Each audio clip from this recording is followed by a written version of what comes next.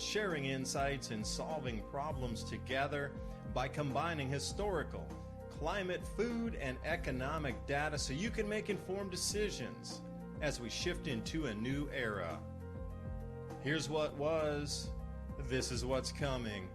Our world is never going back to 2019, so what will the new era look like? And most importantly, what is immediate that will affect the pocketbook and the outlook into next year so we can all get ready? Thank you for joining. I'm your host, David DuByne. Right along here with Ransom, Godwin, Mountain High Time. What's happening? Well, where do we even begin? Should we talk of letting them eat cake? What will 8 billion people eat tonight's episode? If people get hungry, I will tell you already, this is from Missouri, a small town newspaper in Missouri told people instead of eating eggs to go ahead and blend those eggs to make bread so you can stretch your eggs further. If we're going into the point already where they're trying to put it into local newspapers that you're going to have to eat cake, that's definitely not a good look going into summer. Ransom, thanks for joining tonight.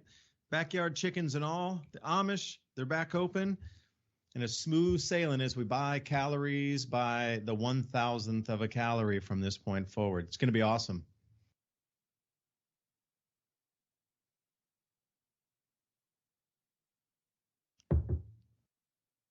All right, well, we'll see if he pops back on here for a second.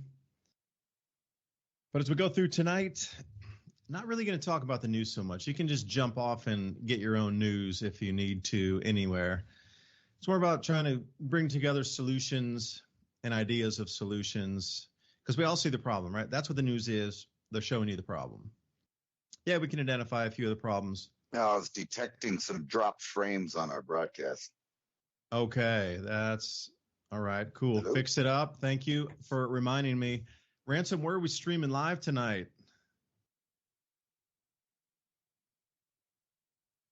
Oh, we're back on mute. Okay, he's trying to fix the scrambled frames on some of the live feeds. So we're up on Facebook, the Mini Ice Age channel, Adapt 2030, YouTube, Mountain High Time. Over on YouTube, Vigilante TV, and IBM Radio Network tonight coming in. Jimmy, thanks for the invite. So we're streaming off to a few new places and locales, trying to grow the audience and grow the idea of communication for solutions. It's going to involve everybody.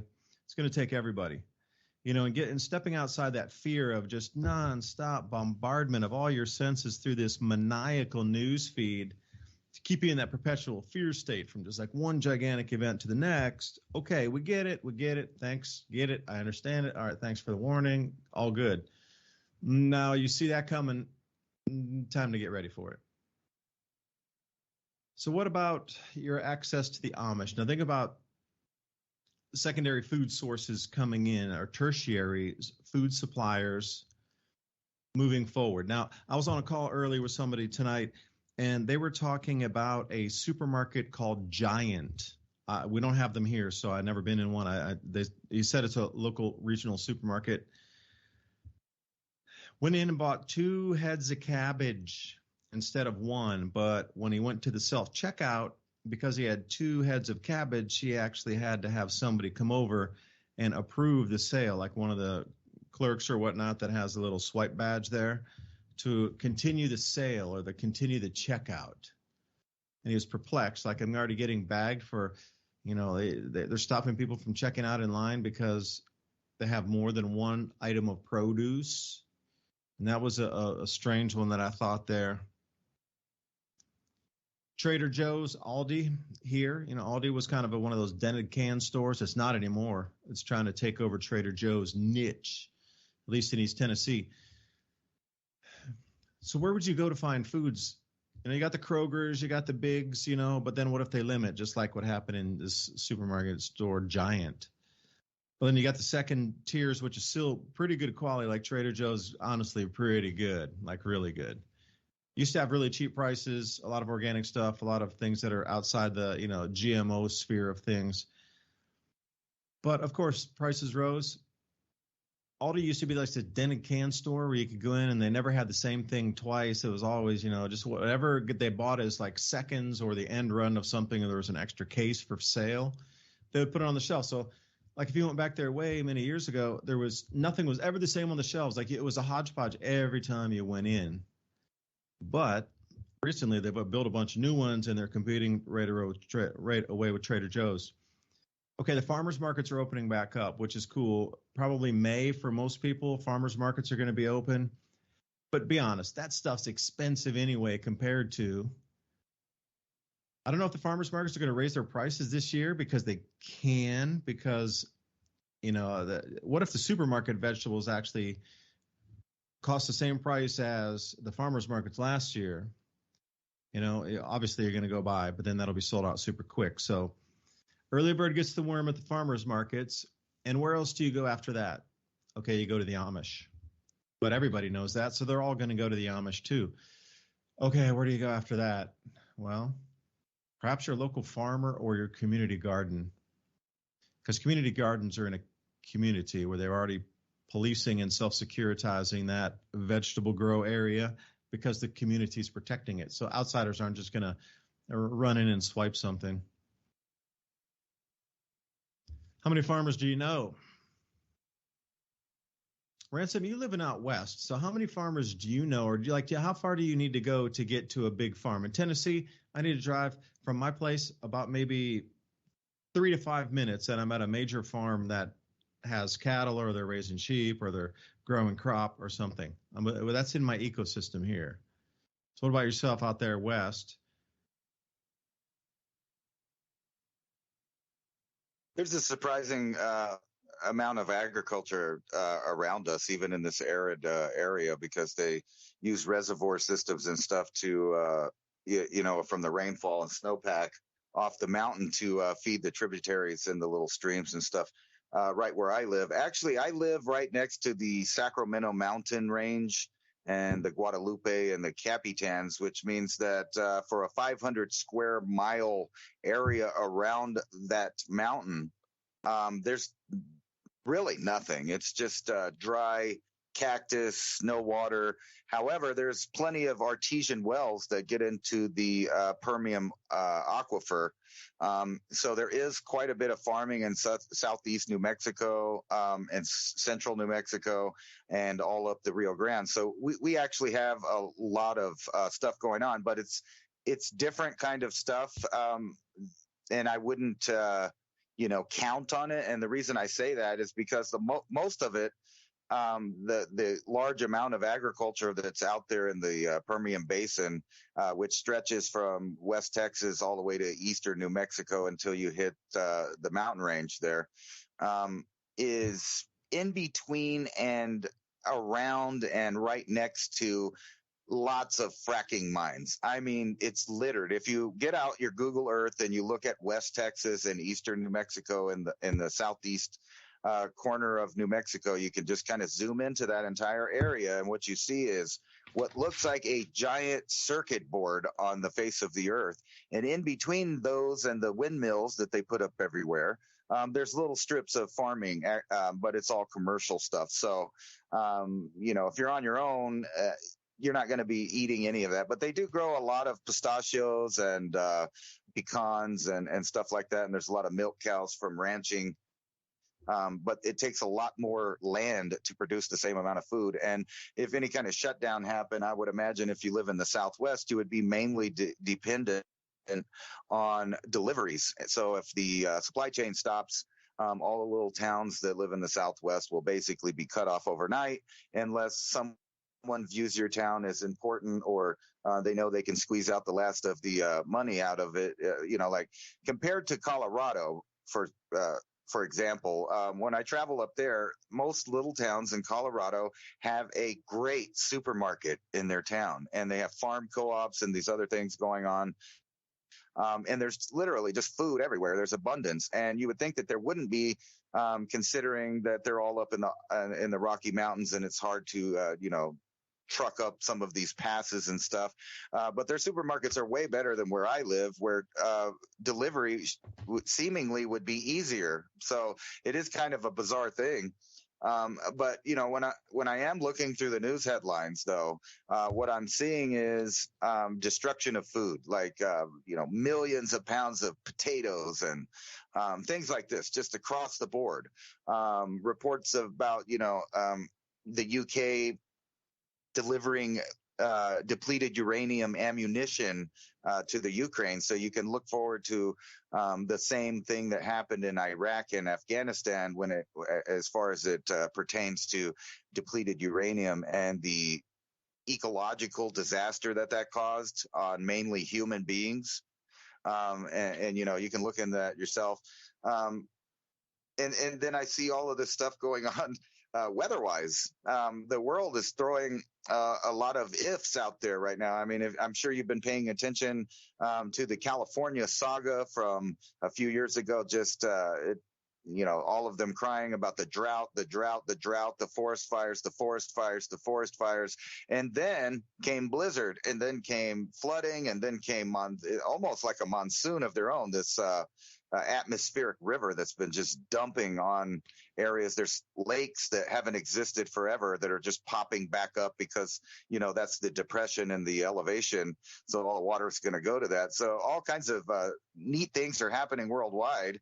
And I sent you an article about, because you've brought this up to me many times in the past, the hole in the ozone thing that, us back in the 80s and early 90s, they used to beat us over the head with the idea that, you couldn't use your spray deodorant or whatever it was. You might let some CFCs out and destroy our ozone and we'd all die. That never happened. The ozone seemed to repair itself somehow in a natural phenomenon or mechanism. And now it's back. So it's leading me to believe that, maybe it's magnetic in nature and has to do with the sun and has nothing to do with CFCs or any of that other stuff into any real effect on it. I'm not a scientist. I'm just saying, you know what I mean? But I sent you that article, and it does show a very large anomaly stretching all the way from the Brazil area, which, keep in mind, grows a lot of food, all the way over into Africa. And it's just this big, giant, phenomenon that's happening now at the same time as our magnetic field is collapsing and all of these other events are happening, which I would imagine if you saw the sun, that giant hole on the side of it, I mean, it looked like about a tenth the size of the surface of the sun facing Earth there. And I think the KP index is like 7 or something like that right now. So we're having a nice little storm. All kinds of neat stuff for us to look forward to. And then I want to get into, in a minute, if you would, the end of the paper money system is happening right now. And I kind of have been catching on to little things that are going on, like little programs for those conspiracy theorists out there that are going to be the reasons why you can't have paper money, all the way from cartel violence, way far away from where you live, all the way to counterfeiting and things like that here in the U.S. Just all these stories popping up everywhere about reasons you can't do this and you can't do that. And meanwhile, the grocery prices are skyrocketing. Ransom, you're saying you're not a scientist. Well, I'm not a scientist either, but I'm a mesospheric ice crystal cloud studier. And I think everything we're seeing relates to exactly that point right there. The ozone depletion event, the runaway catastrophic ozone depletion loss event that was inbound this year for August, September, October, November across the Southern Hemisphere was going to shock scientists to the core. They really would not even understand how fast it can collapse. Well, it's all based on how many ice crystal clouds are in the mesosphere. That's the equation. It was never the chlorofluorocarbons. It was the amount of water vapor at those higher altitudes, 30 to 50 miles above our head, that created more ice crystals, which allowed more chemical breakdown of chlorine or bromine on that ice crystal surface and strip the O3. That's ozone, O3. It would strip off one of the oxygen atoms, and then ozone was broken down. Obviously, O2, that's what you consider oxygen, and then you get either a chlorine / oxygen combination, or you would get a bromine oxide or something of the bromine and oxygen mix. Choose whatever one you want. Chlorine's bromine. It's actually called a chlorine bromine catalyst, and it only occurs generally on ice crystal surfaces when temperatures are incredibly low. So it's not that there just could be a lot of ice crystals in these layers of the atmosphere, but it's the temperature. The temperature drives the catalyst, the reaction to occur. Without the proper temperature, going incredible cold, 100 Celsius, below zero, cold. Upper reaches, we're talking 50, 30, 50 miles above our heads. If it doesn't reach that temperature, cold, then that catalyst won't work, even if there's a lot of ice crystals. You need both. But we just had the Hunga Tonga eruption last year in January of 2022. It injected 10% more water vapor into the atmosphere in a single event, in a single day. Yeah, you didn't get that on the news, did you? Last year, January 15th, 16th, 17th, there was injected into our atmosphere 10% more moisture than what you understood as the atmosphere. We'll add 10% more precipitable moisture that could come down in rainfall, snowfall, atmospheric rivers, arc storms, floods, obviously, incredible snowpack. You just added 10% to the entire world's precipitable water, so everywhere is going to have more snowfall from now, at least 10% more. So if you just look at the averages and we added 10% more water vapor into the atmosphere in one event, then everywhere across the planet will have 10% more snow, 10% more rain, 10% more hail. It just add 10% to everything. And then, what we might consider extremes, that scares me. Because if a 10% add all these extreme weather events, and that's really it, that's only 10%. When we start getting to these magnetic anomalies that are going to start ripping right about now, all the way through the catastrophic ozone event into October of 2024, when the magnetic fields couple with the outer solar system magnetic fields that haven't coupled like this since 79 AD, or maybe 535 AD. Those are the last two periods. That's something similar with when you observe from the Earth, it looks like Jupiter, Saturn, Uranus, and Neptune are creating a square in the outer solar system. That in itself is a looping toroid magnetic field, interplaying with our sun's magnetic field. And this is why we're starting to see a lot of anomalies magnetically. This explains it totally. Now, with that Hunga Tonga eruption, that is a direct effect of electromagnetism. And as the sun changes its frequency, our Earth responds in kind with its magnetic field. And the potential difference of electrical from the crust up to the outer atmosphere, out through the ionosphere, and back to the sun. Now, if you can loop all that together, you start to see that, every 400 years, at least at the minimum cycle, not even a 2,000-year cycle, every 400 years we get massive volcanic eruptions. It's just part of the cycle. Although this cycle, we had an incredibly early one, and it shot a lot of water vapor up there. And here's the thing. This is a no BS assessment if you're still listening. Thank you for allowing me to try to explain that and synthesize three different points of data into that. The amount of water that was injected into the atmosphere in a single event, 10% more in one single day, that didn't all stay at the ground level or even up 15, 20,000 feet. It went up 30 miles to 50 miles above our heads. And the amount that was injected in there was something like 100,000 times to some multi-millions times more. They're just unsure right now. But it's like 400,000 or 500,000 times more ice crystals are in that layer of the atmosphere where the ozone breaks down right now. Up to millions. See, they're unsure. And that's what even scares me more is you're supposed to be the top minds on the planet with all these different types of irradiant satellites and swarms up there and all these different kind of particulate measuring satellites and just the bevy of the best technology ever to record every single chemical that's in the atmosphere just as its own layer. And then you can layer those up if you want to use GIS or whatnot and get into integrated NASA software and these things. Once you start to see that even with the best technology, they're either totally not coming out with the truth about what is up there. Because if you're talking even about 100, I'm going to go way back minimum. Let's go 50,000, which is not even a number I've ever heard. It's way lower than any number I've seen so far in terms of the amount of. So if you heard like, ooh, it's a 10x increase. Ooh, it's 100 times more. We're talking about 400,000 times to multi-millions of times more than the average of ice crystals in that layer in the mesosphere. Now, because of this water vapor eruption, it's also changed the temperatures in the southern hemisphere to about 12 to 14 degrees Fahrenheit lower across the averages than the normal. This sets up that same condition that's required to have extreme cold temperatures to onset the chemical reaction of the chlorine and the bromine on that oxygen, or it's an O3 ozone atom that'll get ripped off and broken into oxygen. The amount of catalyst up there is going to be something so significant that it is going to be the number one news story as we move forward.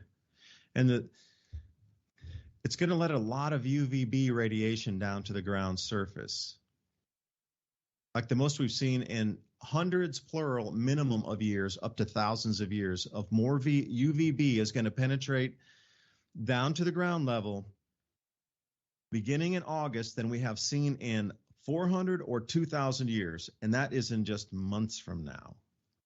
So you have to wonder, looking back in societies and seeing how history and civilizations have risen and fallen, you got to ask yourself, is it because of these natural factors that have been hidden, like, oh no, where our tech is so good we can ride through these natural phenomenon? Because how many times has history been rewritten? If you go 400-year chapters, we got 5 of those back 2,000 years. I'll even be generous and break that into 2 500-year segments. History is murky. But set up for catastrophic food losses across the southern hemisphere. The precipitation patterns are going to change globally, which they already have, and this is what you're seeing, and this is what it is. It's in front of everybody's eyes. Like the new atmospheric flow is now in front of you, apparent, visually in front of you, and also measurable through instrumentation. A 10% increase in everything.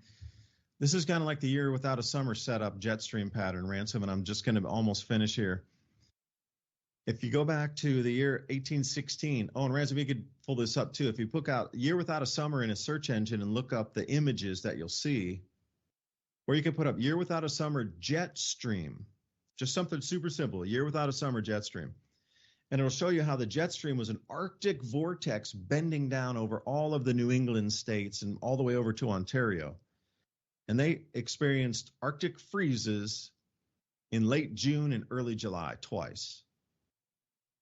So this is the kind of bending in the jet stream. So what we're all seeing, so those atmospheric rivers coming into California, that's bending, because if it sets up the same way as it did, something would have been blocked going back west over the Pacific Ocean. Because what's going to cause a blocking high to push that type of Arctic temperatures all the way down to New England states in the summer, what we consider the start of summer? Like that blocking high would have to be way, way, way north. They would have to stay there for multi-months, if not a year or more, locked in position. So if that does that, then everything else is going to get out of whack going, around the planet's jet streams. New Zealand, they're the highest recorded ever, and their records went back about 200 years. Supposedly from some of the written accounts of those who were there and had translated and dictated Maori accounts of extreme weather and flux and this sort of thing. And then it comes in and the colonization and then weather reporting starts then. So it depends. Again, you're splitting a hair. Is it 200 years or is it really 120 years? Whatever. Their rain records down there were broken by 8x, 8 times more than had ever been recorded ever. Well, that makes sense because that Hungatonga eruption was in the southern hemisphere at 20 degrees south latitude.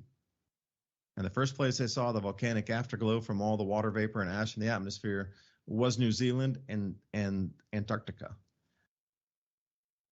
So there's going to be a huge amount of crop disturbances and crop losses from huge amounts of water coming down, but at that same time, it cools the soils.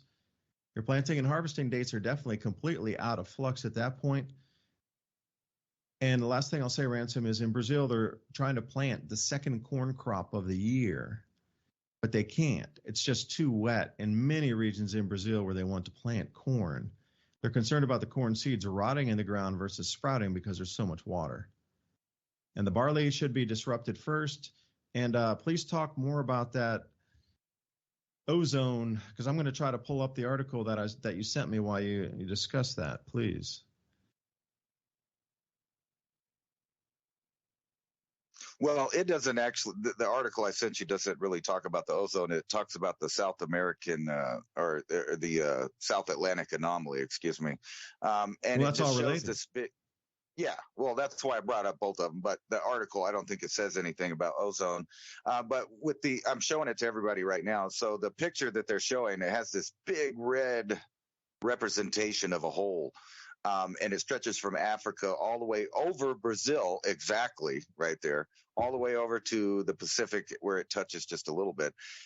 And, what I thought fascinating about this is because I've heard on I don't know how many different topics about, things like this, cosmic rays or more elevated particles coming from outside of what was normally protected by our magnetic field, coming in and destroying vegetation, making animals go extinct. I mean, on a larger scale than this, but what we're looking at is this big old thing's happening. And we know that the magnetic field right now is, very small compared to its normal, stretch that it pushes out into space, bouncing all these particles off of us, keeping us safe down here on Earth.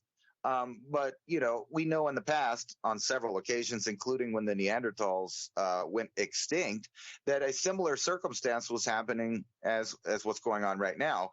And I kind of wanted to point out this article goes through and it tries to, remind you generally that this big pothole in space, as they're calling it, doesn't affect life on Earth. But we know that that is absolutely on its face a false statement.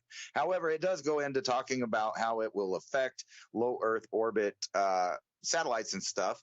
And then also I have this article right here from Elon or about Elon Musk saying the next generation of Starlinks will be deliberately deorbited due to the glitches or whatever. And the reason I bring this article up is, although it doesn't say anything about the magnetic field in there, it does say that they're, whatever issue they're having, but it demonstrates that when we talk about what might happen in the future, like something from the sun, that's something big.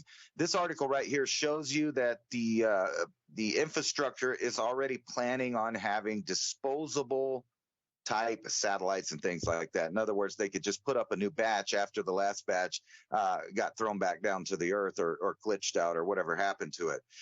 So this shows you right here with the SpaceX technology, which you have to remember is basically a government intertwined agency that does stuff with the government. So, there's probably all kinds of things that we don't even hear about in conjunction with these technologies of a super net of satellites that covers everywhere.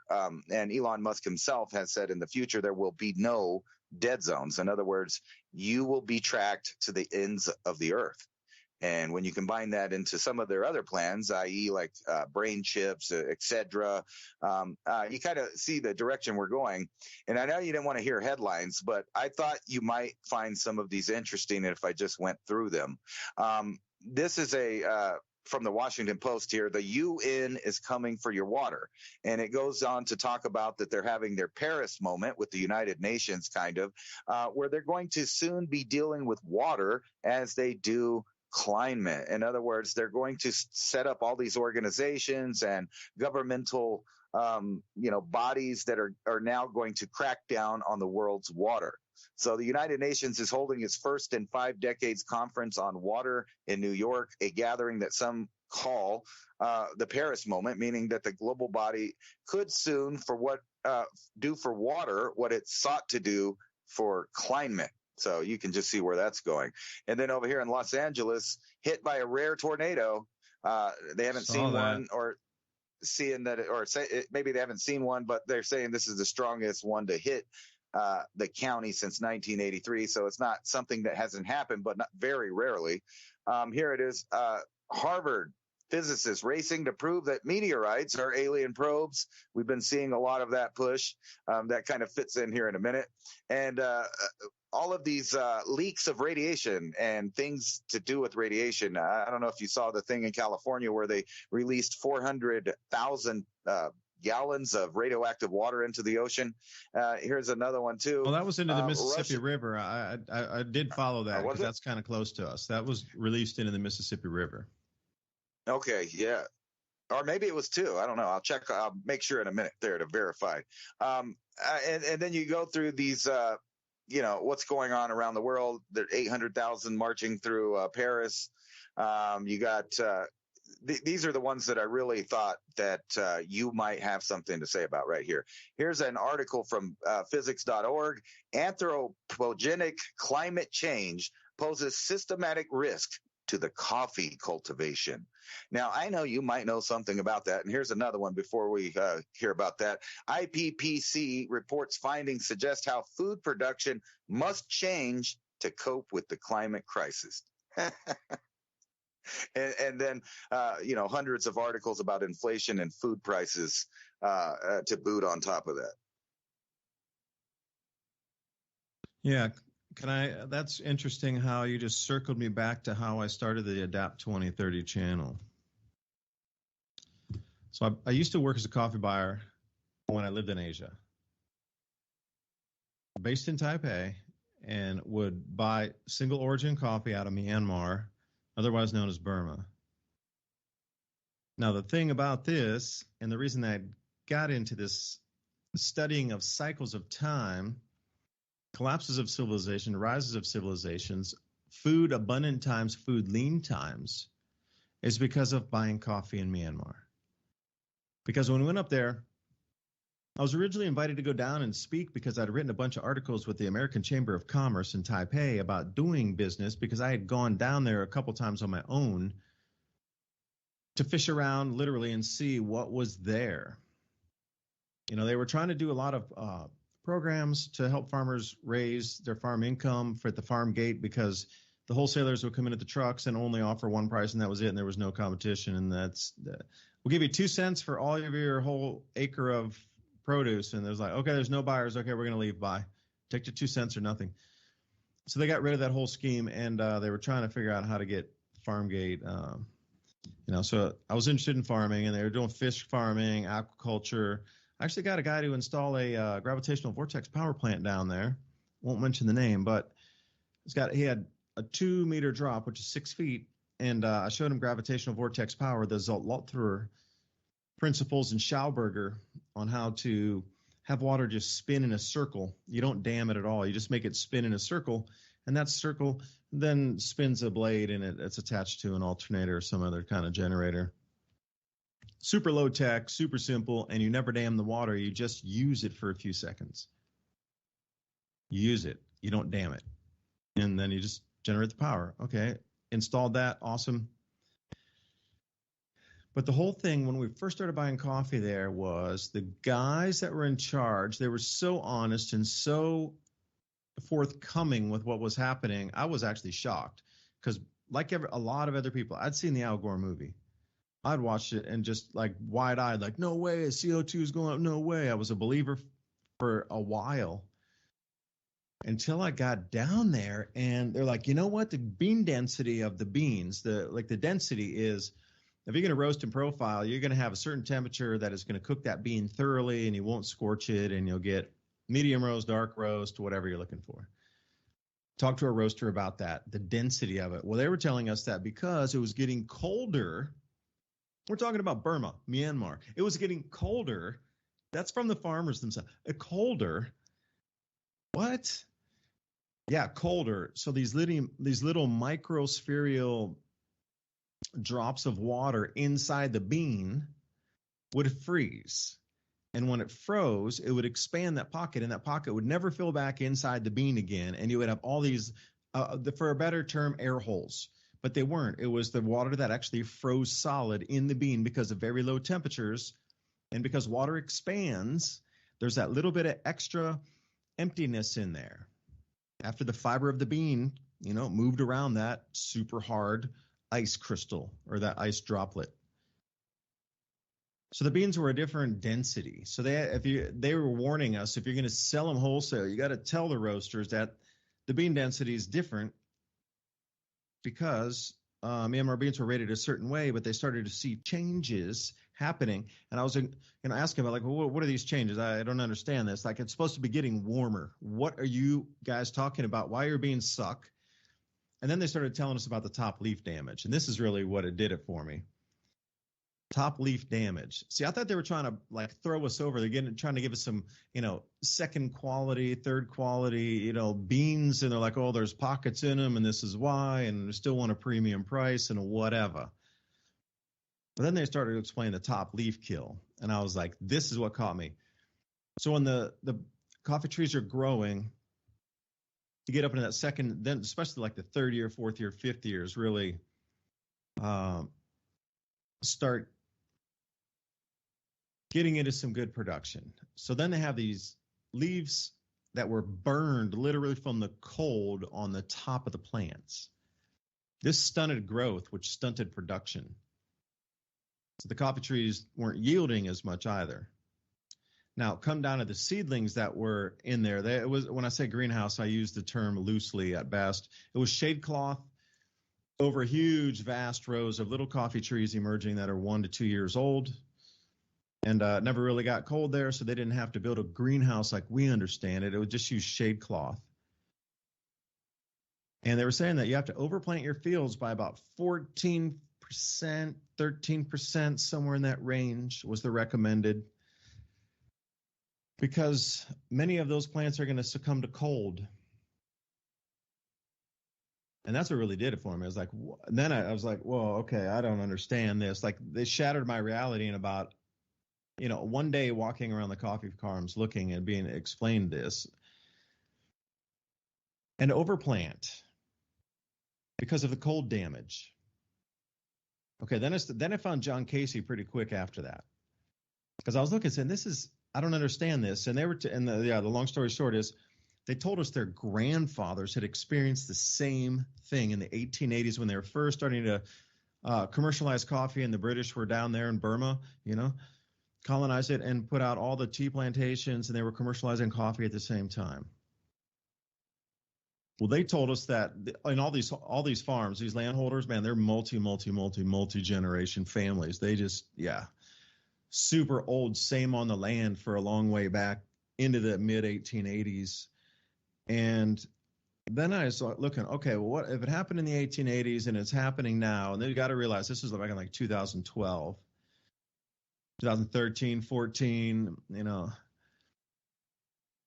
you're talking a fair bit of history, a fair bit of time. So I was thinking it's 100 plus 20 years, something like this. And then I ran into the centennial minimum after talking with John Casey. And he's like, yeah, well, there's these different cycles in the sun, because I'd watched a bunch of his presentations. Then I reached out to him. He was very not well known at that point.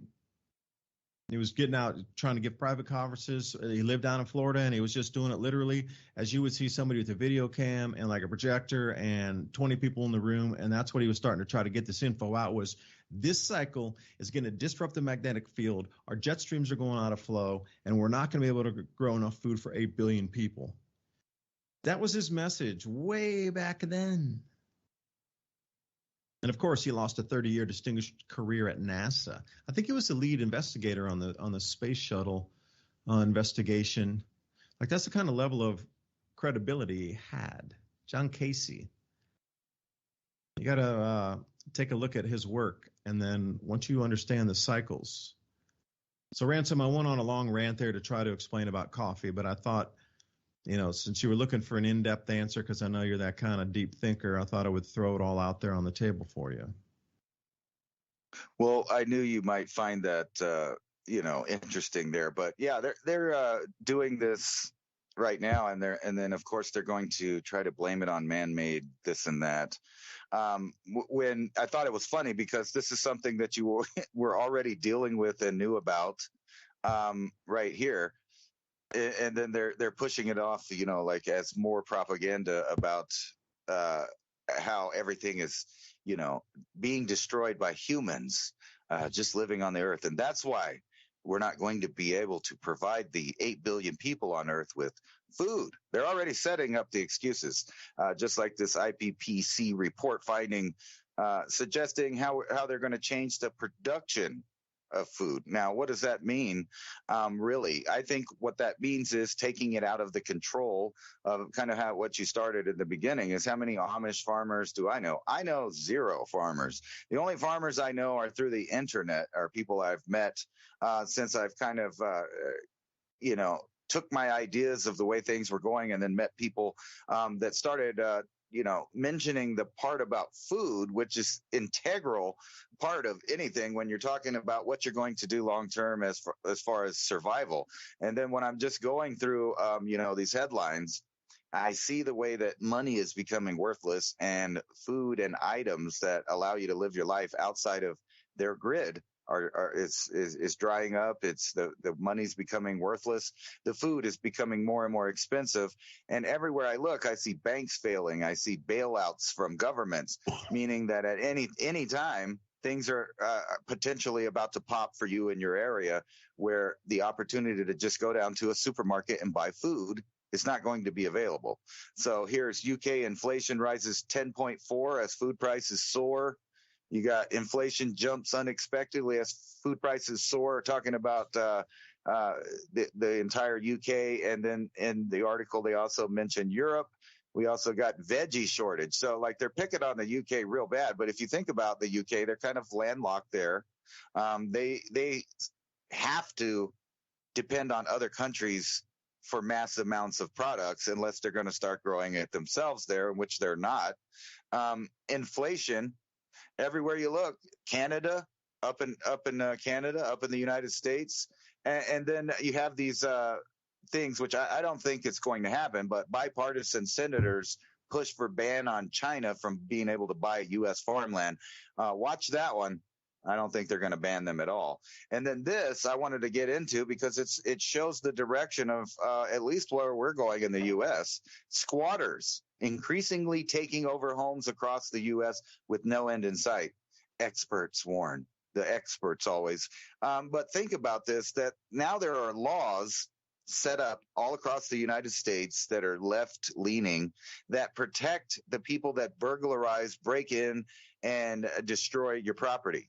The law is now on their side in those places where if you came home from, going on vacation, or maybe you were renting out your home, like the Airbnb thing or whatever the case is, you come home or you go to your property and you find out that there are people living there, destroying your property, living without paying rent, eating up your electricity bills that you have connected, the water, etc. And then you call the police expecting the police to remove the trespasser, burglar, squatter, and then they tell you, no, well, we're sorry, there's squatters' rights. We're going to have to let them stay in there. We'll take 30 days to get a thing going with the court. And then by that time, your property is destroyed. So I would suggest, if you do have one of those Airbnb things, at least that you insure it in some way that covers squatters destroying your property, because the law is no longer on your side in a lot of places. But beyond that, just thinking about people destroying your property, the arrogance of the masses deciding that not only will they take over the streets, but they'll now take over private properties. And when you look at some of the mostly peaceful protests that have happened in a few years, close to now, private property didn't seem to be protected by the governmental forces, and instead was almost, scoffed at, that people would protect their own property. And I'm sure of some of the headlines that arose from skirmishes from people trying to burn down properties and stuff like that. And then you got the banks. The banks are giving themselves monies again. I mean, I don't know. I'm not a scientist. I'm not a financial expert. But when I see banks fail and then the government come to their aid, but not to the aid of the citizen. When I see the government giving other places, war theaters, billions and billions of dollars, while everything here seems to be, being run down or destabilized from coast to coast. Now there is a live feed on several platforms of multiple cities that you can watch 24 hours a day with I'm going to say thousands of people in the eye of the public, and that's not counting the people that you don't see that are hidden off places, just sitting there doing their pharmaceuticals and basically becoming zombies. And then you have the governments in those areas saying things like they'll just give them $1,000 a month. Matter of fact, there are like 12 states right now proposing the idea that, maybe the answer to all our problems is if you just give everybody $1,000 a month and then we subsidize, housing for them. And then we're going to get into a situation where there's only 2 people working for 2 or 3 or 4 people taking from the system. And obviously that's not sustainable and that's going to collapse. But you have to ask yourself why the governments are encouraging behavior that destroys the city from the inside out, and then also doesn't help any of the people involved that think that, oh, that's great, I get to sit here and do my drugs, live in my tent, and I'll just get $1,000 a month. I don't have to work. I don't have to do nothing. What do you think is going to happen to those people when the food runs out? Of course, they're going to be some of the first people that are cut off, and then they're going to be needing new resources. And then whenever you have a decade of a fad of governments protecting the squatters and protecting the people destroying private property, what are the homeowners, business owners, farm owners, ranch owners to do at that point? Because it becomes a whole thing where they get prosecuted for protecting their livelihood. So I don't know where that's going to go, but I did, you sent me this thing about the ozone here, and I was going to put it up. Ransom, can I jump in there? Yeah. Before you jump onto the ozone PDF, that's my own research that I did. That I'll come back to that, but yeah, it's going to be coming down to try to keep security in your own areas too. And in Tennessee, that squatter thing that wouldn't fly. Are you kidding me? Imagine if they come out to an Airbnb out in the countryside and then like, we're going to squat the house. They'd be out of there like, yeah, sure you are. Okay. It just depends on like what the sheriff is like in your town or what the local people are willing to do to get together to kick people out. There's going to be a lot of, because if you read back in the Great Depression, they used to have, men mainly that would come in and say, hey, we're looking for work, and they would travel all together and like, 10 groups of 10s, groups of 50s, groups of 200s if you need a large project done or something.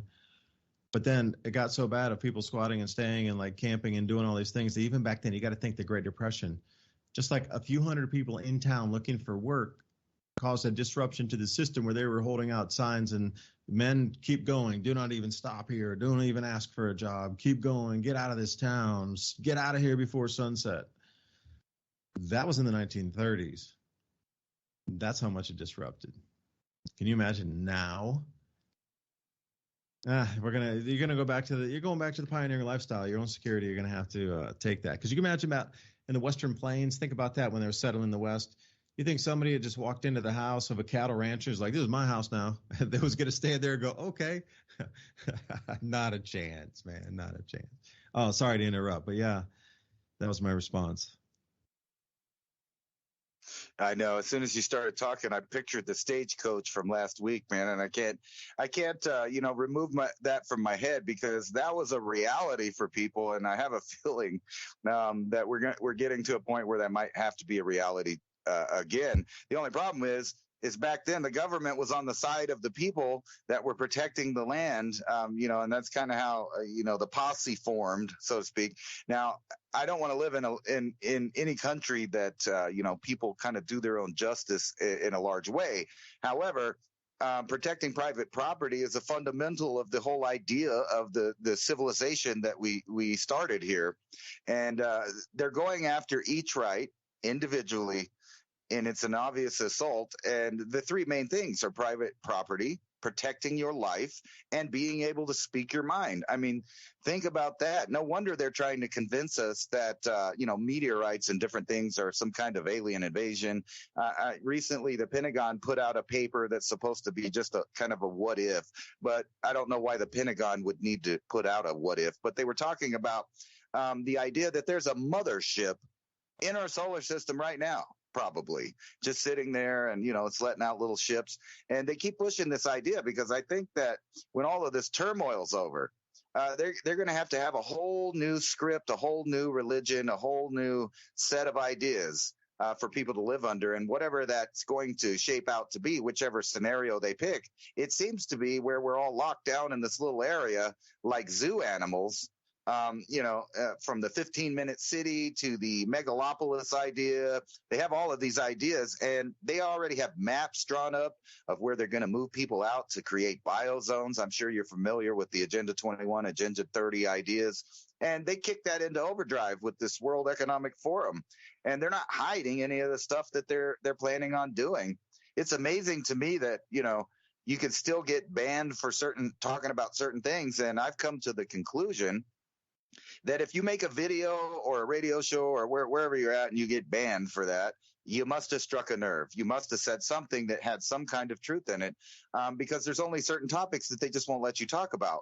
And, aliens ain't one of those. You could say all you want about what you believe the secret government's doing. You notice they don't really, we used to have stories of the men in black that would show up to the witnesses and tell them don't do that. We don't have that anymore. Now we have somebody's in the algorithm that says, hey, you can't say that. You can't think that. You can't share that. We don't want people thinking about that. And we'll tell you what you need to think about that topic. And it's becoming more and more like that. And now they're introducing the idea of technology helping them control the minds of the masses. And we've talked about many of those kind of technologies on here. But the simplest one is the pack mentality. And that one is easy to stroke that out of the civilization. And all you have to do is remove food and slowly remove that, or not even removing it to the point where people starve, but just removing it enough where people panic. You can cause massive amounts of social change in that. But I have a feeling that they know that food shortages are coming, and it's something that they not only are not going to control as far as why it happens, but I don't think they'll be able to really control the aftermath like they think they will. However, that's not stopping them from making these plans and trying to form these new societies that are based on a feudalistic system where the king and queen are removed from the equation, and some algorithm or some board of people that are unelected somewhere decides is what's going to happen. From everything, like I showed you the article about water, they're coming for the water, but we've already known that because we've had local jurisdictions try to use these global ideas in local areas and charge people for stealing water that fell out of the sky, or saying people can't collect water on their own land. So at some point in mass, everybody's going to have to say no. I don't know when that's going to happen or what will make it happen, but it seems to be a necessity. Yeah, the necessities are going to be, because you talked about the world under assault, and I was going to say, is that Himalayan salt, iodized salt, or sea salt? Trying to keep it positive and just throw a joke into that, because sometimes we need light humor in these ridiculous view of reality conversations. Like if you were to have the same conversation even 5 years ago, they would have thought you so mad that they would have bought 2 insane asylums for you. But now you have to think about that manifestation capability that you're talking about. What is that drives? Is it the food? Is it the media that's driving that to convince you it's food? Is it the industrial complex funding wars that stop the flow of foods in conjunction with said media outlets? But then the way the reality is created is by using the human thought in the resonance field to take that thought and create reality times 8 billion or 7 billion. Just by even if you're in a nation that does not have TV or electricity, like higher in the Himalaya, or I don't even care where you are in Africa, you're still getting printed media for sure. There's newspapers and things. So those stories in a written form are even more powerful than what you see on the visuals, because your imagination creates that, plugs it in. That's why when you read a book and you see a movie, it's never the same. And you're always like, oh, that was a terrible movie. It's nothing like I remember reading the book. Same, but different. We need to create a positive future, which we will. We're coming back in a couple minutes here. Enjoy the break. We'll see you back in a couple minutes.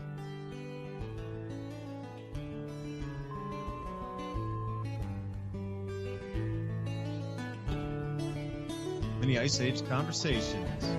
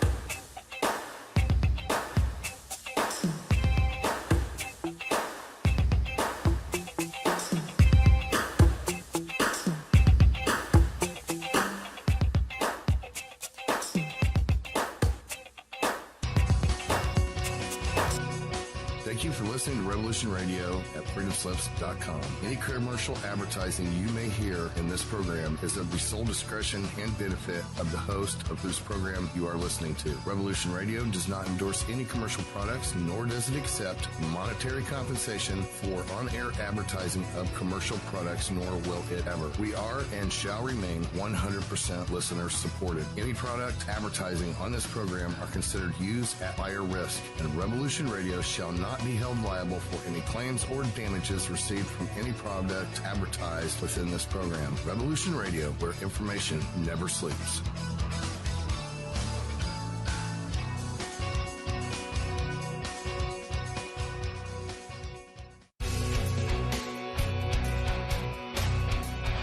All right, thanks for listening while we took that short break here at Revolution Radio, freedomslips.com. And now we're going to get back to your host.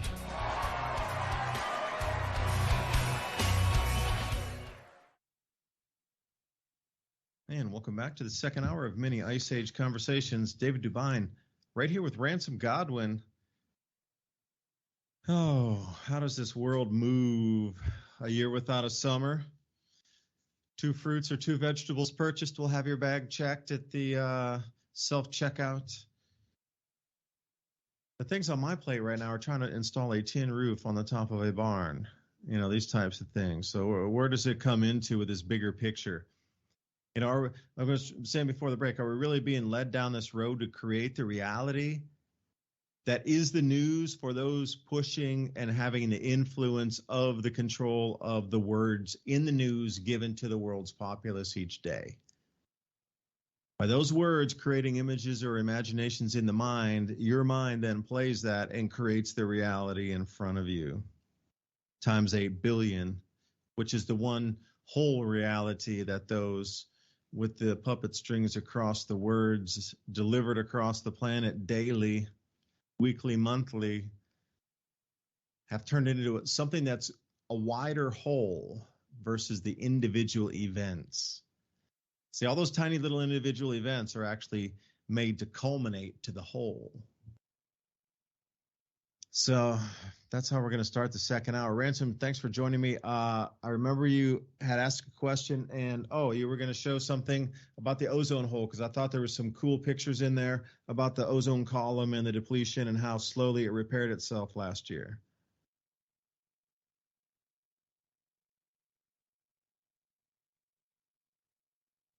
Yeah, I opened up this PDF that you got here, opportunity cycle, and it shows all these cool graphs on here.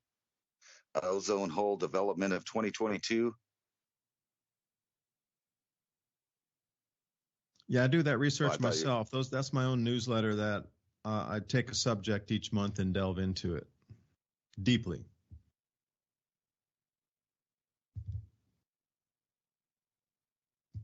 You know, I was just I was reading this while the break was going on, and it seems very bizarre to me that well, I guess you could call me a conspiracy theorist, but that certain technologies all come up at the same time. Like I was looking at this other article here that says physicists manipulated quantum photons, and basically what they're claiming is for the first time they've successfully manipulated small numbers of light particles, photons, and that they're manipulating. And then now, if you read in the article, they're bragging that, oh, well, now, now that they do that, they can create all these medical scanning devices.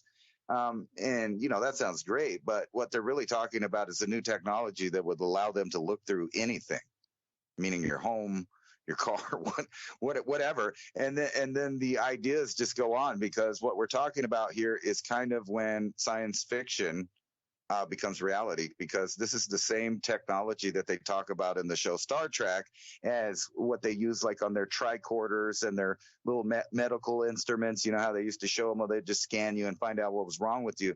That's exactly what they're talking about, this technology making. And not only that, if you could control photons in this manner, which they're claiming that they have, you could make weapons that can't be detectable. In other words, like a phaser that you shot at someone that no one even saw.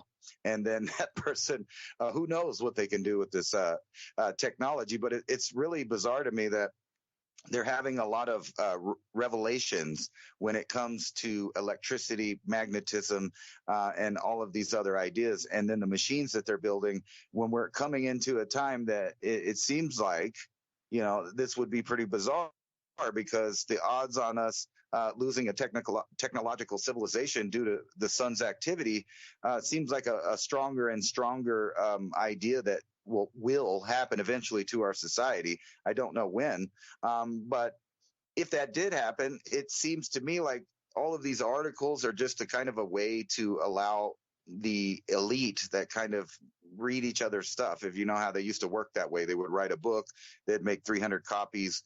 Certain people would get it, and that way none of the peasants or peons ever got to understand the ideas that some of these people are having. And this is like a milquetoast version of it, because really what they're talking about is fundamentally understanding or manipulating quantum light. And if you know how quantum computers are, the whole idea between quantum computing, is that they're using photonic energies back and forth. So they're using that to predict things and calculate and simulate things that we don't know about.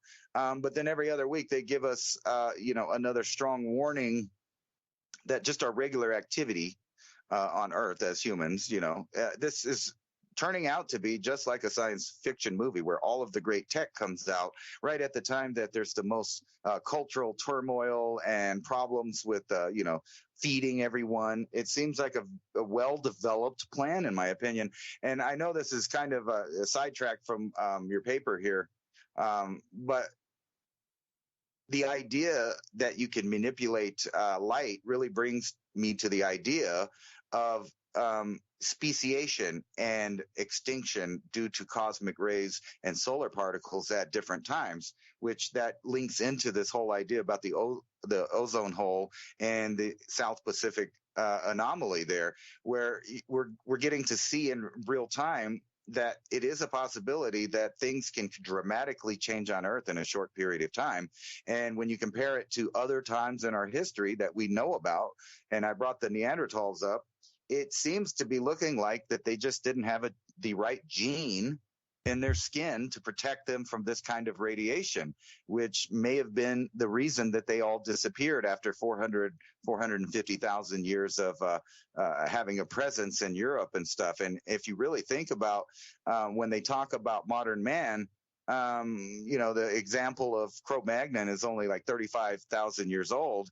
And that's the first one that they're saying is a modern, anatomically correct and an actual modern human being versus the anatomical humans that they talk about, because they do distinct that there is a modern human and then there's an anatomically correct human that was living for a long time that's supposed to be our predecessor or whatever. But the emergence of one species of human all of a sudden dominating the earth at the same time as these other species disappear, and everybody wondered what happened. But then we're getting more and more information out of different studies that seems like a cosmic catastrophe event happened to them about 40,000 years ago, which conveniently helped humans, our kind of humans, develop the earth. But who's to say that if it happened again, that a large portion of the population of animals, plants, and human beings wouldn't have the necessary genes to survive that? And if so, wouldn't that be a perfect opportunity for technologies to emerge? I don't know, like CRISPing and gene editing and messenger RNA and, things like that to just pop up at the right time to take over or hijack a natural process that undoubtedly the scientific community knows about as a whole.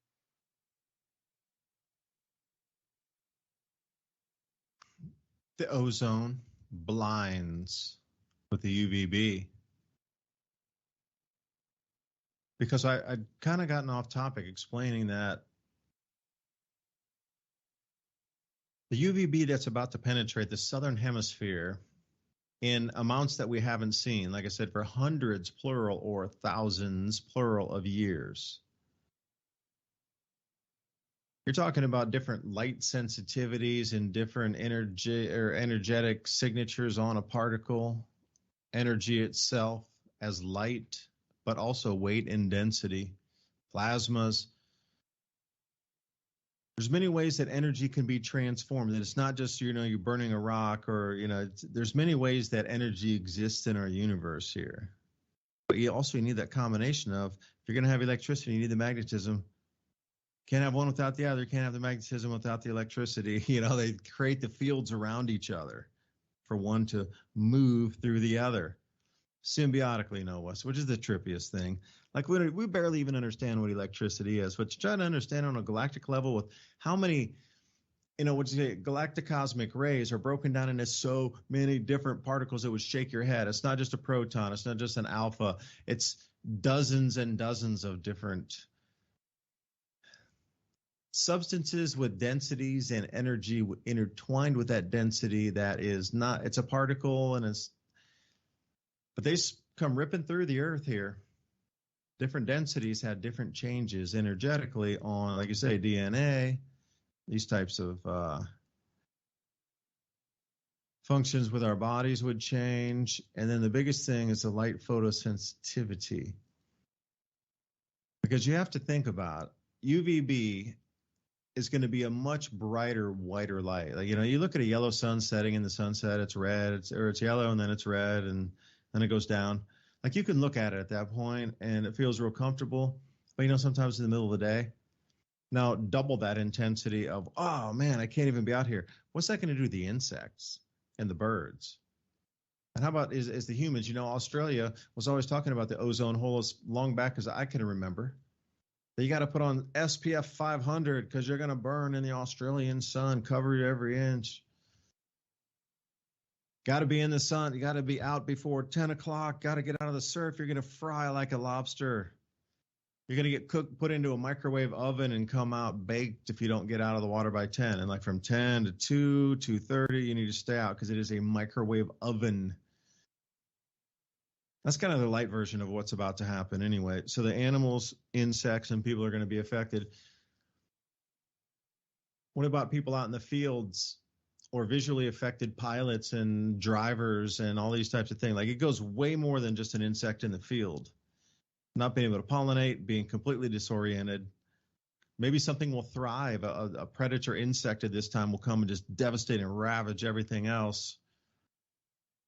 Plants have a difficulty growing. There's smaller yield on the plants. And it's all dependent on how much the ozone hole increases in size. Increases in size. But that amount of sea ice, if I might say, Ransom, that last thing I want to talk about here, just an elephant in the room for everybody on this one. The scientists will not be able to explain it. But at the same time, in conjunction, because there's so much UVB radiation hitting ground surface, ice absorbs that really well and melts very quickly, comparatively, without that extra radiation of the UVB hitting ground surface. Now, when you look back and you go, whoa, low ice, then you start to look and go, whoa, how was the ozone hole? And there's suddenly a match up there. The wider the ozone hole, 30 million square kilometers, and there's record low sea ice. Wow. And now we're going to see it again. That sea ice is going to go bye-bye. But what they're not going to talk about is the massive record all-time gains of ice and snow on Antarctica, the continent private. The sea ice would totally disappear. I'm not going to say totally, but there's going to be some massive radiation hitting that sea ice surface. That's going to melt it. That'll be the main story. Look at that. Prove global warming. Our Antarctic sea ice is melting. Oh, it's the lowest ever. It's below the lowest ever. It fell off a cliff. Well, yeah, it did, but you forgot the whole point about the entire ozone column breaking down to the point where it's destroying plant life on the planet. On the bottom southern half of our world where we can't grow crops as efficiently, that whole thing of that UVB radiation hitting the ground, you forgot about that. They're going to still blame it on CO2. Watch it. But the whole thing just results in less food being produced, by 30 to 50%. Southern hemisphere production, not global. Southern hemisphere production, 30 to 50% down. And even South Africa just recently was saying they're down 35% on their corn for the year. But they're a major exporter to Africa. So I don't know where it takes us, but you can see many things afield, and it's all going to be pinpointed, like you said, right back at mankind. You're the cause, baby. Limit of one because you're the cause. And see how they're riding on top of the natural cycle? Yep.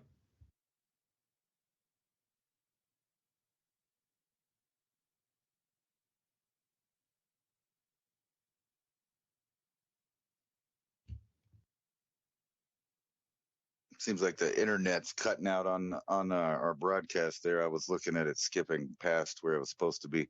Um, you, the thing I wonder about is, with all of these numbers that I hear all the time, which is like 20% of this, 35% of that, how does that add up kind of in a big picture? Because if you really think about the amount of people on Earth, I've studied a lot about this population idea and the idea that it was going to plateau right about this time anyway. So there's a big portion of that, a percentage that's elderly people in their lifetime, and they are all going to leave the planet close to the same time as far as in decades. So the number will reduce. Plus, you have the idea of decreased amounts of people in certain places having children. And then when you add on these ideas that we talk about, which is basically cutting down the dinner plate on average of the world population, you have to ask yourself, where is the excess food going to come from?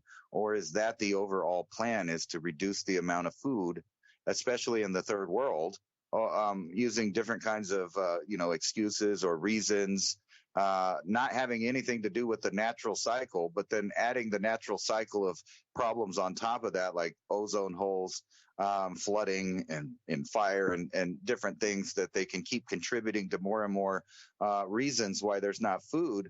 Where in the end does this chunk of the population, because when we're talking 20, 30% of this and that, I'm viewing this idea of at the end result of the population, there's going to be a percentage of people. Maybe it's 20, maybe it's 15, maybe it's 30. I don't know what it is. But those people are going to start having issues because of lack of food. So where is that food going to come from? And what's that really going to look like when the world starts recognizing that a large percentage of this 8 billion people start to disappear off the planet? One way, obviously, that they hide those numbers is through war. And as you've seen in the past couple decades, they try to hit every single storm or any kind of natural disaster as some part of this man-made global warming idea. And so who is the biggest boogeyman that they're going to put it on, in your opinion? You think it'll be like some kind of thing like the ozone reduction, or are they going to just try to spread out the excuses? And what do you think that number is going to be like? Right, first off the bat, if something happened, you can pick your poison: super volcano, okay, or not a super volcano like Yellowstone, but like a big explosion, or massive wars in different areas. How much is the percentage of, do you think, the people on the earth? Because we're not going to be looking at it like, you're not going to look at your neighbors and go, oh, well, 1 out of 10 of us starved to death. It's not going to be like that. It'll be different places around the world. But how long until you think the world populace catches on that the reduction of the population is on top of the natural drop in it? It's kind of my question to you, if that made sense. Yeah, and I would kind of respond saying that they're going to blame all of us again. And where it's going to come from, the economy is going to completely stop. Because you have to think about it just for a second here. The whole movement to central bank digital currencies, the whole changeover from the Western bloc nations, for a better term, as you know, as central banking and this sort of thing, is shifting over to 80 plus new nations that agree to pledge natural resources against issued currencies that have some physical backing behind it: gold, oil, proven metal resources, whatever. I'm going to pledge this from our country as a physical commodity in your basket of currency that's all backed by something tangible. And a huge amount of the world's moving away over to that direction. But there needs to be some stoppage for a moment in time to say that it doesn't work anymore to reset to a new system. Now, this ozone catastrophic collapse is the perfect cover for this year to do it. I do believe that, just for a quick FYI about ozone holes, the average ozone hole season is August, September, October, November in the Southern Hemisphere. If you go back, historical records, even in the 1700s, they talked about the sun getting super intense. Take that with what you would do more like the satellite era or recorded records back 150 years, or you can go back into sailors' logs, etc. It is going to create such a disruptive event, the ozone hole depletion, UVB radiation, that it'll be measurable. It'll start scorching stuff, like plants will get burned. Like, imagine how they can use and run with that. Now, again, it's going to be part of, they're never going to come back to chlorofluorocarbons again. It would never work. So what they're going to keep running with is somehow the CO2 didn't make the temperature rise as predicted, but it had this other effect of depleting ozone or something like this. Something like this. Now, will the sun be included in the explanation? Probably not. With the volcanic eruption from Hunga Tonga, with the 10% ejection of water vapor into the atmosphere in a day, explain it? Probably not. They're going to run it. They're going to run full sprint on this one. They're going to start blaming everybody as soon as the ozone. And the reason I was saying, got sidetracked again. I'm like that sometimes when I'm thinking. Ozone hole generally August, September, October, November is the average. Now, I would anticipate it this year starting way early. Way early. If there are hundreds of thousands of times more ice crystals in that layer of the atmosphere and the mesosphere that break down ozone with that chemical reaction of chlorine and bromine up there, like 30 miles up above our heads, 100,000 X of the normal up there means something's going to fall off a cliff so fast the instant it has a chance to even catalyze, it's gone. Like, there's going to be no lead up to it, and then suddenly, you're at the densest. Oh, there's so many ice crystal clouds, and it's so slowly, built up over the winter, and it got that cold for a few days, and there was some breakdown in things. This is going to go all gas, no brakes from July, because it's fully saturated, so any reaction at all will break down ozone from the very first second it's cold enough. And being, like I say, 12, 14 degrees Fahrenheit below the normal. And that's the chart I was going to pull up for you. Damn, okay, give me a second and I'll get that one for you. It's going to start immediately. Like, this whole contagion of what's considered banking is nothing more than a transference into the new BRIC system, but keeping enough operating capital in the old system here in our banks to keep it propped up and keep it functioning with the faith of the government behind that, backing it with something, is still there for many, many, many, many, many people. It's the country, it's backing it. Well, the new system's begun. It's a non-dollar denominated world. The shift we just witnessed was that. This whole culmination of everything you've seen from the COVID right up to now with the economic, that was a movement away from dollarization on an agreed of block of countries of 80 plus now that are going to pledge minerals and gold and silver and anything they can, oil, into this. That was a swift movement over. Now, since the movement has begun, there's going to be, let's say, collateral damage along the way financially for almost everybody in the Western world. What better way to cover? The food shortages. See, that's the whole thing, is learning about, from John Casey's work and talking with him and interviewing him and talking with others after that and learning truly what these solar cycles meant in terms of civilization. Would you not ride on top of one of these cycles? Like, if I was an elite and I was like, multi-thousand-year family, I had all this information at my fingertips in a private library somewhere always adding to it new archaeological discoveries and finds to the family collection. You would know exactly when these cycles were started. You couldn't salvage it anyway, because what we're seeing right now with the jet streams and the cloud cells going so ferociously awry that everybody's noticing it. But that was a result of atmospheric disturbance from the Hunga Tonga eruption, linked back to electromagnetic changes from the sun and the actual.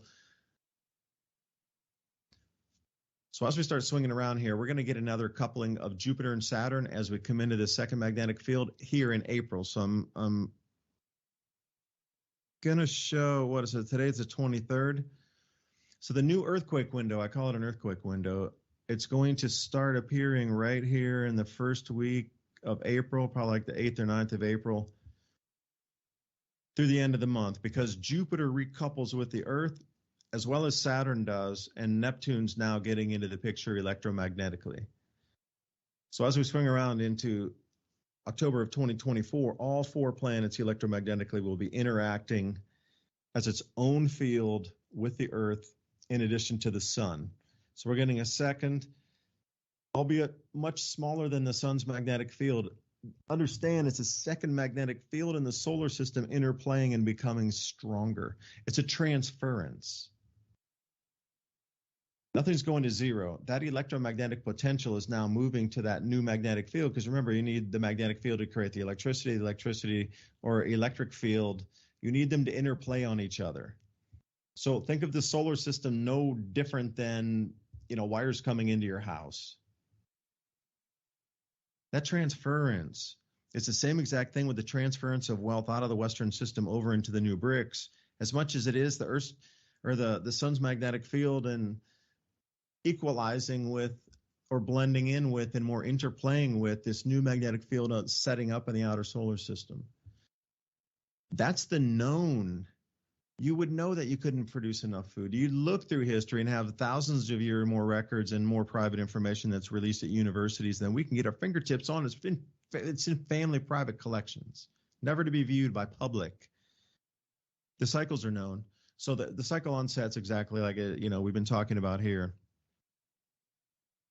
What would you want to accomplish to move society? Because you knew after this grand solar minimum cycle would finish, a new world would be evolving or emerging anyway. Just because the old one was completely ripped to shreds, not able to grow food for, 4 or 5 years on the planet, enough to feed everybody.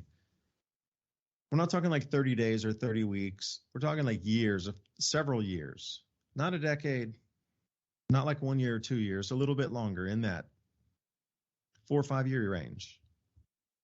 If you knew that information clearly of when it was onsetting, you could accomplish anything. You could create the contagion at the exact same time. And if you noticed that right when the COVID came in and right when the banking crisis in 2019 with the overnight repo rates and there wasn't enough liquidity back then,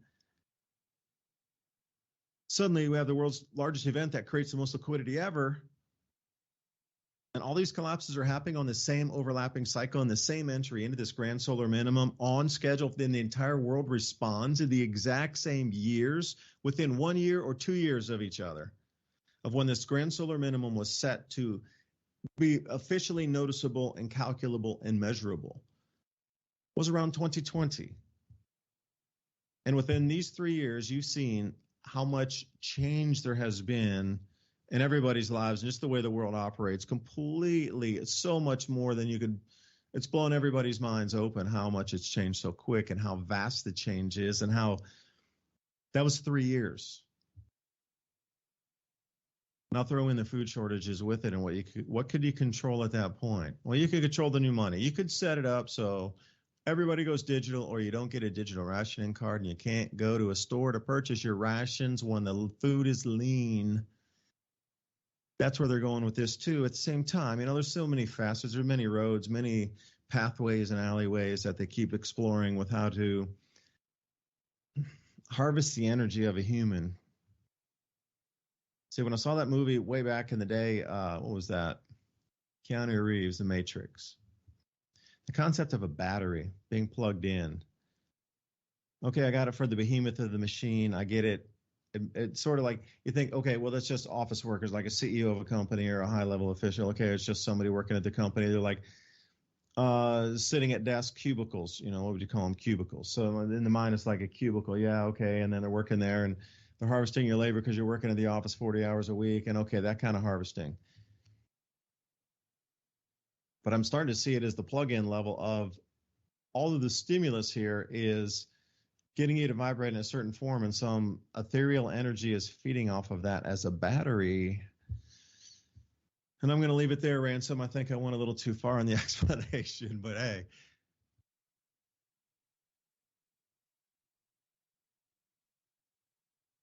Yeah, I think that is what it is. We, even though that movie was talking about it in an actual electric, charge, there's really no way you can't think of the public as a battery, as far as that they put in their time, resources, taxes, etc., into the system that's not looking out for them, at the same time as being diluted by a fake reality around them. I saw this video the other day where I forgot where the guy went, but he went into some kind of event, and inside there they had, several stores like a Starbucks and some other things. And he came in and he pulled out his wallet and he was trying to get a coffee. And they said, sorry, no cash. And he was like, well, what do you mean there's no cash? And they're like, we don't take cash. It's card only. And so he went looking around at the other places. So they had the whole area there where you couldn't use cash. And he was baffled because he brought every denomination of dollar with him, just so that he could, make purchases for closer to that amount, and he wouldn't have to break out big bills or use his cards. But that is the kind of future that they are definitely setting up. And whenever you combine the ideas of welfare, of the states trying to push for, a universal income that people just get for being alive, and they never tell you where the money's going to come from. Well, obviously, the money comes from those people that produce, but you can see how they could just switch over to this new system, and instantaneously everybody around the world that is not liked by their government, or, whatever reason, or they have to exclude them from the new system, can just be turned off at any moment. So not only could you not use cash after they got rid of that, but the idea that they now have every bit of power of your purchasing, world under their fingertips, where you cannot buy food, you cannot travel. And to think that that system that's going on in China right now is not going to happen here is kind of naive, because you see all of the other indicators of a late, a Marxist cultural revolution happening in the U.S., but this time it's being backed by the current sitting government, which is, you got to scratch your head. Why would governments, and not just ours, but other governments, go out of their way to make themselves fail? It's like if you owned a multi-billion-dollar company and all you did is tell everyone not to work and not to show up and not to make stuff. And you know what? We're going to overcharge everyone and we're not even going to deliver. That company would go out of business, but it can't when the system is designed exactly to do that. And it looks like for every avenue, they're trying to sew up any loophole out there for the regular common man to live his life and have a backup safety net, food, money. And it looks like the only way that people are going to make it through a transition when they get rid of the fiat currencies around the world and go over to these digital systems is that if they have actual gold and silver. And I don't even have that much of that, but I know from just reading history as an amateur history reader that ever since human civilization began, gold and silver have always been money. And not only that, they've always retained about the same amount of value in societies throughout the time period. So like a bar of gold now can probably get you the same amount of stuff as a bar of gold did in, Roman era. The gold, even in the 20s, remember a week or maybe it was a couple of weeks ago, I read this story that was talking about how in the 20s, if you had enough gold to go buy a suit, you could get a suit for, $20. And now that same suit is $2,000, but it takes the same amount of gold to buy the suit still. It hasn't changed in value much in either way, meaning that that's a constant money. So the next thing I'm expecting really is for the governments to start cracking down on private ownership of precious metals. And they can use any number of excuses to do that as well, like they can do the food. I remember one time you mentioning how much silver was in one of these high-tech missiles that are getting blown up all the time. And if you think about them increasing war, well, they need these precious metals to make their gizmos and gadgets in order to keep this style of military industrial complex wealth going. And so you could just see in the future that money won't be worth anything. And I've been noticing that people have bought things, and now those same things, the prices are going up. So like I recently bought an RV, and I'm looking and I'm seeing the same RV, older versions of the same RV going for more money than I paid for that one. And that was only a couple years ago. Yeah, I think gold above $2,000 an ounce today is definitely sending a message that, things have changed. Like I said, this milking of the U.S. dollar and bringing us away, or milking our wealth away into a new monetary, alliance and allegiance, all based on pledged commodities called the BRICS. Definitely at the end of an era. You have to think about, as I was speaking in one of my podcasts last week, what we consider the opulence that was built after World War II, all that money, technology, jobs, all of it that went into the U.S.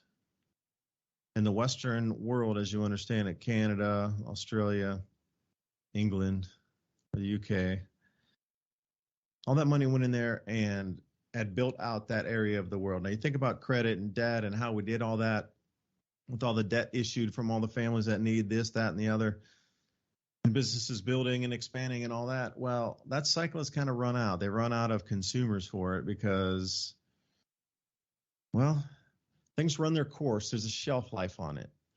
So I would think and envision some of what you consider the poorest countries of the world today, like let's say in Ghana or someplace in Niger. Afghanistan will be another one, super poor. And, where are the poorest countries in the world? And if we focus where are the poorest countries in the world in Africa, those are going to have the opulence and lifestyle equivalent of America. That's going to be the switch at the end of the 70 to 80-year cycle, the fourth turning this time. So it's run its course, literally has run its course. The human labor is no longer needed to continue this course of action at this velocity and this size and scope. So it's going to be reduced. Human resources says 50% of the labor force got to go on the entire planet. Whoever's here, 50% got to go. It's too much to carry. Milk everything out on the way out.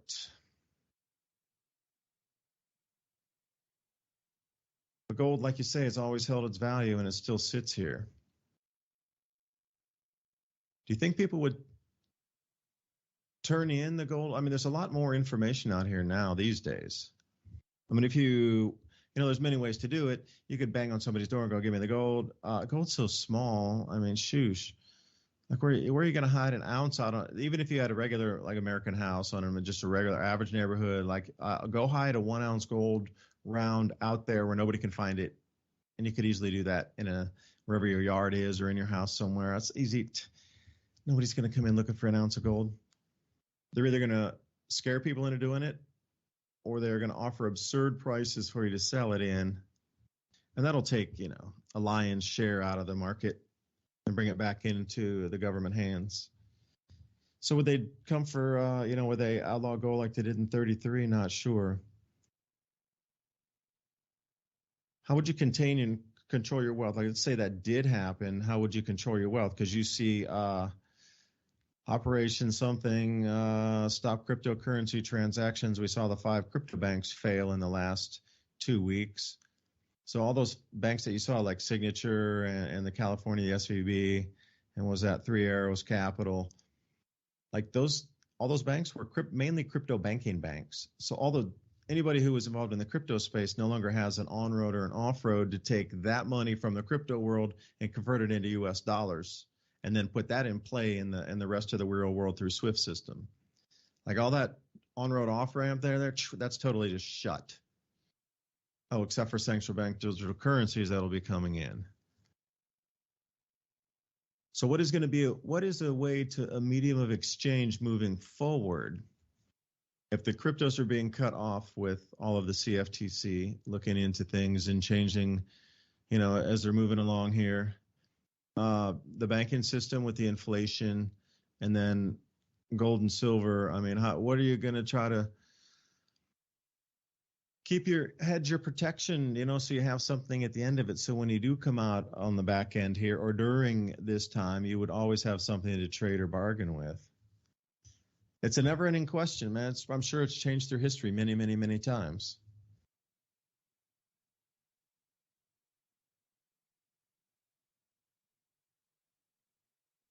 How far do you think this economic failure is going to go here? Because I'm looking at an article right now by RT talking about another 50 U.S. banks could fail, according to an ex-Lehman banker. So we're getting into the whole, and I was just looking at a graph a minute ago, by the way, of the money that the central banks move around to bail out the banks. And it hasn't been, it's like the beginning of 2008, basically. I mean, like if you look at the graph, you have this half pyramid about 2008 where they were giving all this money, and then it kind of wore off. And then now we're back where the top amount of money going out on the graph. So you can see another half pyramid starting, and it's already more than what was going on at the beginning of the 2008 financial crisis. So if that continues like that, you could see, I don't know how many billions of dollars just disappear again. They're already talking, what is it, $160 billion right now? How far could they just keep disappearing money? And how could anyone even know where it goes if everything is turned over to digital zeros and ones? That's kind of. I got your answer. I have your answer. Okay. I'm going to interject for 2 seconds, and then if you could respond to this. See that this whole, headlines, 50 banks may fail. It's like, hurry up, take all your money out of the small banks and regional banks and put it into the systemically immobile banks there, JP Morgan and the bigs that'll never fail. They used to call them too big to fail. Now they call them systemically important bank. See how they even changed the lexicon on that, because they couldn't hoodwink you twice in 2008 and 9 with too big to fail. But really, once they hoover up all the money and it's in the systemically important banks, the SIBs or the too bigs to fail, after everybody's herded into that, then those four are going to take everybody straight into FedNow and the Fed coin. One bank.